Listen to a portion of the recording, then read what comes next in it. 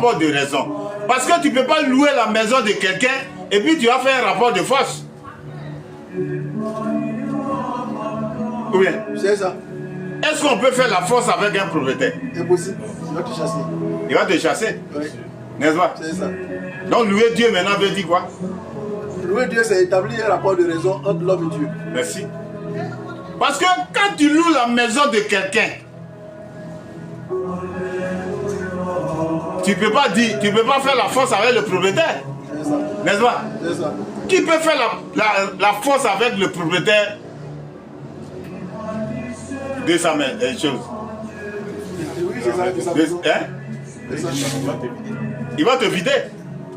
Maintenant, Dieu est propriétaire de la terre et du ciel.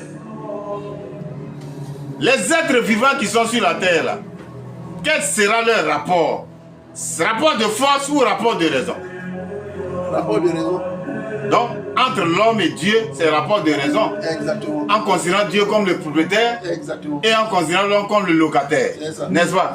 Donc, à quel moment l'homme tient un rapport de force? C'est quand il ne veut pas payer. C'est quand il ne veut pas.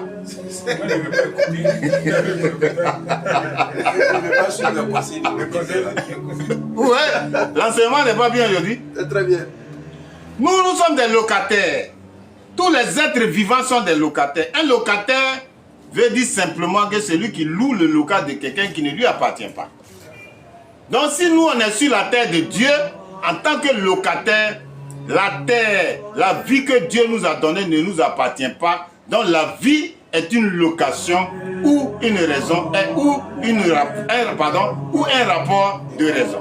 Parce que la vie ne nous appartient pas. On la loue. Donc celui qui n'entretient pas la vie, Dieu sera obligé de lui arracher la vie pour dire qu'il t'a chassé la maison, dans la maison que tu n'entretiens pas. Quand même, explique ça un peu.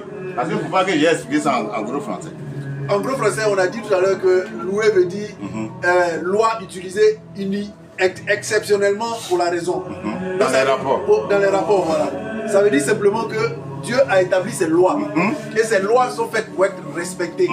Et la loi qu'il a mis entre lui et l'homme, c'est simplement pour dire que c'est lui le créateur et c'est l'homme qui est le créé. Et en tant que créateur, il a établi, il exige aux